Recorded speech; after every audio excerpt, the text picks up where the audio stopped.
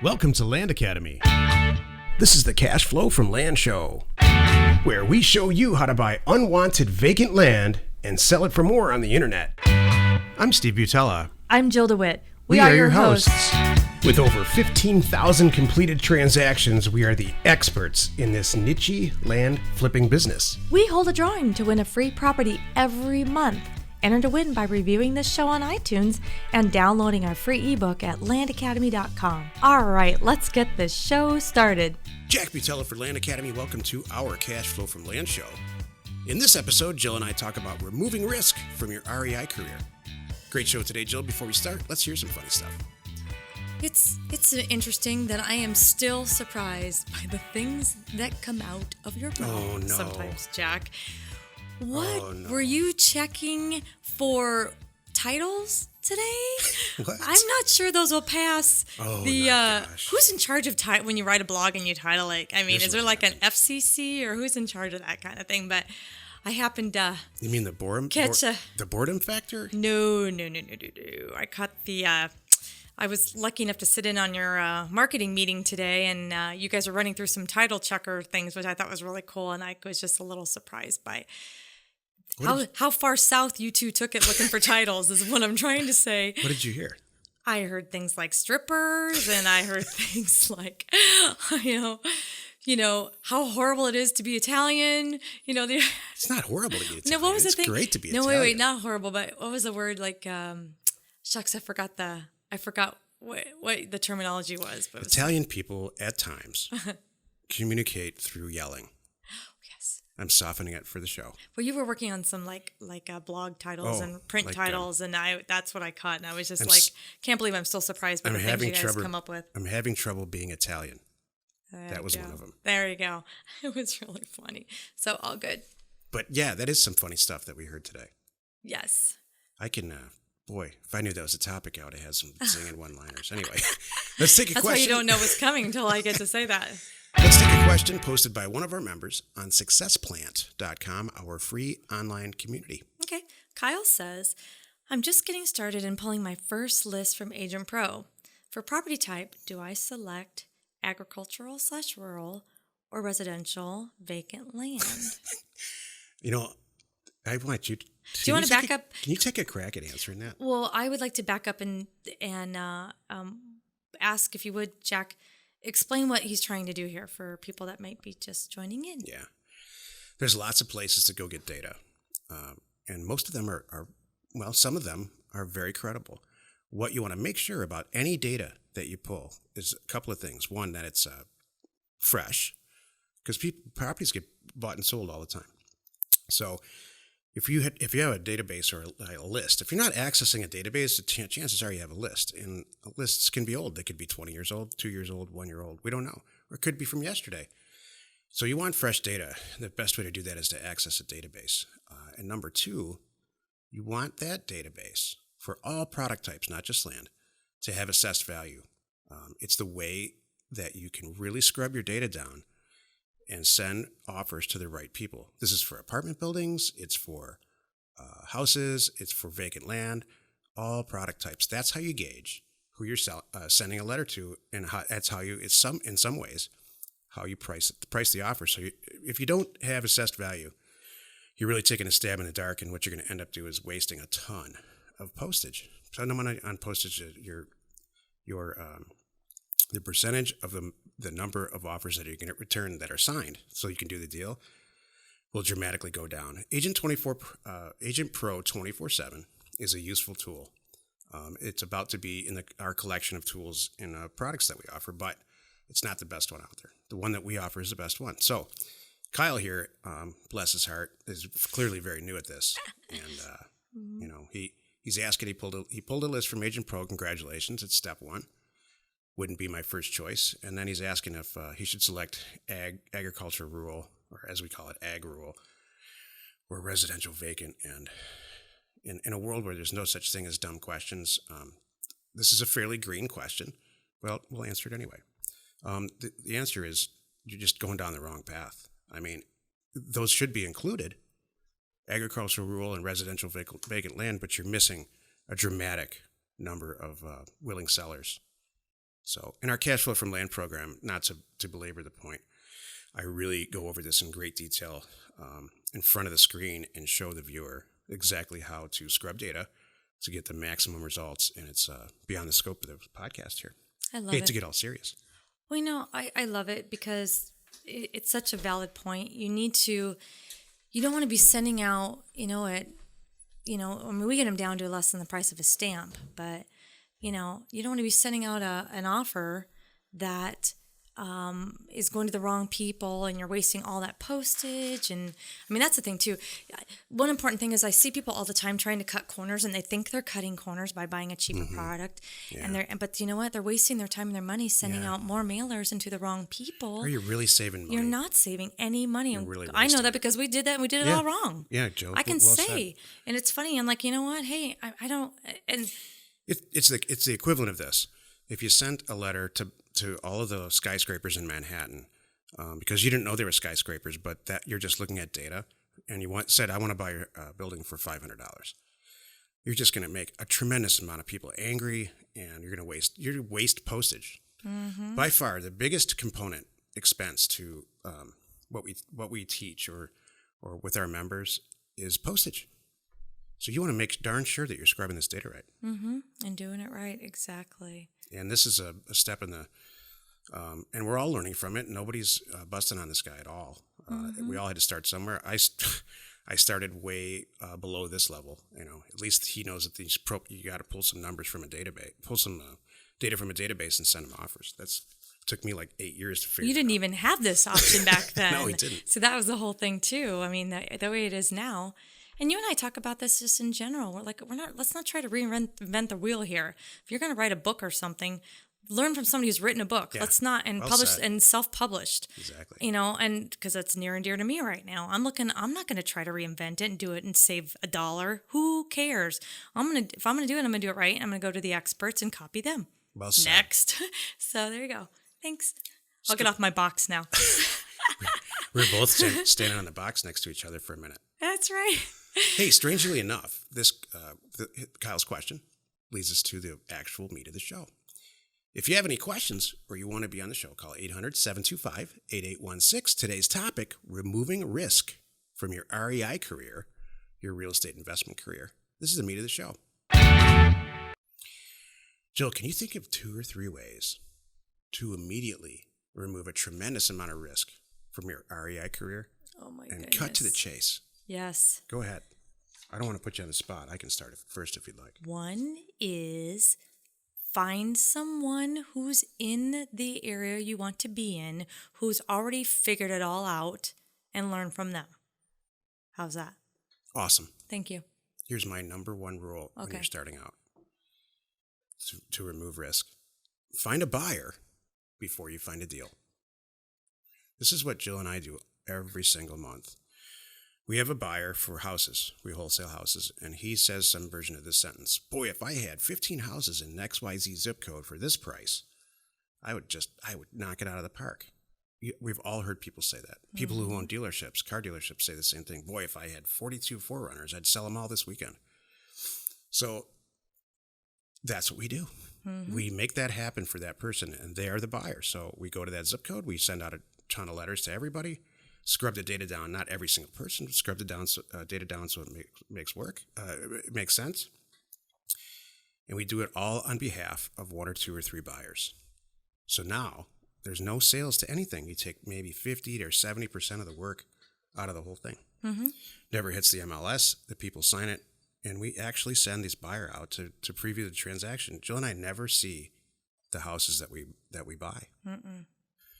And if our guy goes out there and says, nope, I just don't like it, he calls several of his friends or people that he knows are in the same business to see if they do, and we still make the same amount of money. So on the previous shows, we've talked about having an acquisition criteria. That's it. And if the deal doesn't happen, we walk away.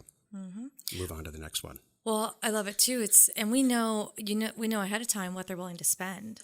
So it's like, not only are they saying, I need this zip code, this size house, and I'm willing to spend up to X. And that's the beauty of our data. anything. I could sit and punch it. I mean, people, people don't orders. believe me until they get in and look at it. But I'm telling people, I can go and pull a list in this intersection within a mile radius of all the 3-bedroom, 2-bath with a lot size between this and this. And what else you want to know? You want to know how long they've been there? Do you want to know if there's any mortgage on it? Do you want to know square footage? Do you want to know? It's the best data in the world. It is. You want to know lien information? You want to know when it's sold? I mean, I can get that detailed on it, and then I can say, like you said, which I love, assessed no higher than X. So I know I'm hitting the ones that are, in my price range that somebody's going to say yes, and I can send out strategic letters, and I'm not wasting my time or my money. It's all data driven, and not driving around. And if you're pulling from substandard data, it's all over the internet. Go out and check the groups in Facebook and check Success Planet. There are people that have successful stories of pulling data from other sources, and they say, "Oh, what are you guys talking about? I just bought 14 properties and I sent out 7 letters." And that's great. I think that you had a great one mailer experience, and that's awesome for you. If you want to make a career out of this and make millions and millions of dollars like we have, and I'm not bragging, I'm just trying to make a point, that's not going to work. Good point. That's a great point, because you're right. I mean, my wife and I hand wrote all these letters. Great. Okay, now how are you going to write? You're going to hand write 1,000 of them next weekend, because now you're going to turn up the volume. That's not going to work. I mean, there's a lot of people that say, "Man, I bought 14 properties. I made $40,000 on this whole thing. Now I'm done. That's it." I don't work like that. If I make $40,000 on a few deals, now I want to make 400 and then 4 million. I know. It just never stops. So if you're that kind of person, our data program is for you. It's the best data in the world. I'm trying to think of other ways to remove risk. Know what you're doing. Have the right stuff. Start with education. Yeah, be educated. No, start with education. Have the buyers. The single biggest mistake I see new investors make is that they start looking at deals.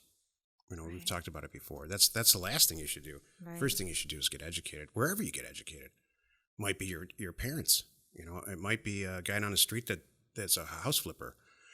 God forbid, it might be in a hotel room, or I mean, not a hotel room, but a hotel. Hello. Hotel. One of those. Who are you meeting late night in a hotel room to get educated? One of those late night TV things where you just have to spend $5,000 to get. I mean, if that's what you want to do, that's fine. But get educated first. Don't start looking at deals. You're going to make a bunch of mistakes. Like the person in Success Planet that was asking this question. It's just a little scary. I'd spend 4, 5, 8 months getting seriously educated. Can you imagine a surgeon did this? I know. Well, what if you're a surgeon said, I'm going to try surgery on your face first, and then I'm going to learn that way. Do you know what's funny? Like you said, it's not impossible. It's not crazy hard, but there are moving parts, and I mean, you could waste months trying to figure out one moving part versus just aligning with the right educator and money. That's what I'm saying. Your time is money. My time is money. And postages, it can get expensive. You want to, you don't want to shotgun this. You want to rifle it. Exactly. Well, not only that, like if you said, we've learned that too. You shotgun it, and you have everybody calling you on the planet, and you don't want that. Right. So, I think we just covered 8 things. Sorry. Well, it's bleeding right into my technical 2. Okay. This is the technical 2.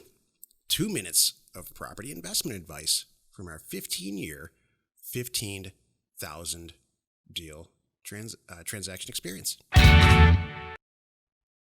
Find a buyer before you find a seller. Heavy. And it's less than 2 minutes, like less than 15 seconds. Yeah. If you have a question or you want to be on the show, call 800-725-8816. Jill, do you have some inspiration for us? Do never sell yourself short. That is a good reminder for everyone. I don't care who you are, even at our level, because we were both reminded that today by our marketing person. And I thought that's just something great to share with everyone. Don't think you're not, even if maybe you don't have the funds to be at whatever level that you are, It's okay. Yeah, I mean, don't sell yourself short. Go for it. I mean, if you want to be, I don't know, flipping apartment buildings, something like that. Just because you don't have the money in your bank account right now doesn't mean you can't do this and figure it out and find the buyer, like Jack said, and then, go find the property and make it happen. I mean, yeah, go ahead. Jill, listen, I love it. Sometimes these inspirational things can be silly, and sometimes they're super awesome. This one, in my opinion, happens to be super awesome. Thank you. The biggest deterrent from people pursuing all the stuff that they want to pursue is money. And I'm here to tell you, if you're waiting for money to do something like this, you're going to wait forever. There's way more money out there than talent. And if you develop a skill like we have and like we teach our members have, to finding grossly undervalued real estate of any type, there will be people with money standing in line once they find out you have that talent. So develop the talent to find undervalued property. Use the methods that we do with mailing and stuff. Mm-hmm. And knock yourself out. You're going to kill it. Exactly. Everybody has to get over that first deal, everybody. Mm-hmm. So, yeah, I mean, shoot for the moon. Exactly. Right now, this very minute, there are X number of people who own apartment buildings, and a certain percentage of them have had it. Maybe a tenant made them nuts. Maybe they're going through 3 evictions on a 13-unit building somewhere. Maybe they passed away today, and their kids don't want anything to do with the apartment building business, and they would just want to cash out of it. If they were all standing there with your offer in their hands, your offer that's half of what the thing's worth, several of them are going to sign it and send it back or call you and do the deal.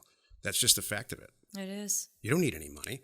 If you have an offer for a property that's worth half, how hard do you think it's going to? Even go on Craigslist and find. You'll find it. Hey, if you own 2 phone calls. If you own an apartment building, this is how I would write the ad. If you own an apartment building, I got a deal and I can't close it because I don't have the money. But it's a smoking deal. The property's worth twice what I have negotiated.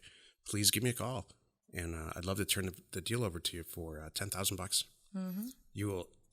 Your phone will light on fire. Mm-hmm. All over the country. So totally. Don't let money stop you. Well said, Joe. Mm-hmm. Thank you. I twisted that all around. What was the advice? It was never sell yourself short. Shoot for the moon. It's so funny. I usually title things. You usually title things like in a don't do this, and I always say yes, do this. Like I make the positive spin. This time I did the negative, and you did the positive. It's kind of funny today. That's weird. I'm glass half empty, and your glass full. I guess today. How can that be? I don't know. That's really, really weird. Wasn't like that all You're week, rubbing off on me. Maybe that's it. I know what it was. You know what it was? What? It was our conversation today, and we were told, go ahead, have an opinion. I'm like, all right, I'll have an opinion. Oh, my gosh, that's exactly. So, yeah, we'll tell the story soon. Okay. Hey, join us in another episode where Jack and Jill discuss how to use information and inspiration to get just about anything you want. We use it every day to buy property for half of what it's worth and sell it immediately. Get there first. Good inspirational stuff, Jill. Thanks. Oh, I just came up with that. I thought you were just talking to me. I'm just talking. I didn't know you were. I just said that was really good, Jill. Thanks. That was it. I'm done. Okay. Welcome to our podcast, Yeah. Jill. There's this thing we have called a podcast that we do every day. I didn't know it was still going. And format hasn't changed for about a year. I thought we were due for a tweak, and that was it. Maybe, you know what? Maybe that's a sign that we are due for a tweak. Maybe. I was just I'll give confused. you a tweak. Thanks. No, that was funny when that person told us today. Surgery face. Surgery face. All right, success pants. I was saying surgery face, not that your face. I'm going to say, who are you calling surgery face? All through the show, and our listeners heard it, but you didn't, and that's what makes me laugh. Inside. Actually, I did hear you. It was one of those moments where I'm used to you, Jack, and I was kind of look every whether you're husband, wife, partners, whatever, business partners, you tune out the other person at times because you know exactly what they're saying, and you're choosing not to. I didn't want to feed the bear or whatever the term is. You know what my mom used to say? What? Don't encourage him. That's it. That's exactly what I was doing. I was choosing not to encourage that behavior and pretending I don't know it. You know, when you do that, I just bring it up in the after talk anyway. That's nice. Thank you. Well, you know what? Watch. I'm going to do it to you in the next episode. I'm going to be quietly whispering something about makeup or something silly. Yeah. I'll bring up something really Like goofy. something totally girly. Yeah. Like I'll window have something treatments. Like, I'm going shoe shopping later. Don't Yeah. tell him. Know what I would do? No, I know what I'm going to do. I'm going to use this time to announce I really overspent for something and say it under my breath. And then I can say, I told you. You know what? Here's a secret. I'm going to tell you a secret. When you go shopping and overspend, my life is awesome. I don't care about the money at all. I know. I grumble about it a little bit, probably out of habit from what my parents used to do, but I could care less about overspending. I don't care. It just makes you happy for like 3 days. Thanks. That's what I care about. Thanks. Jack and Jill, information and inspiration. Let's go buy some property. We hold a drawing to win a free property every month. Enter to win by reviewing this show on iTunes and downloading our free ebook at landacademy.com. If you want to get involved or you need more information about our profitable, niche real estate operation, call 480-467-0359. You just might get Jill at the other end of the line. landacademy.com. You are not alone in your real estate ambition.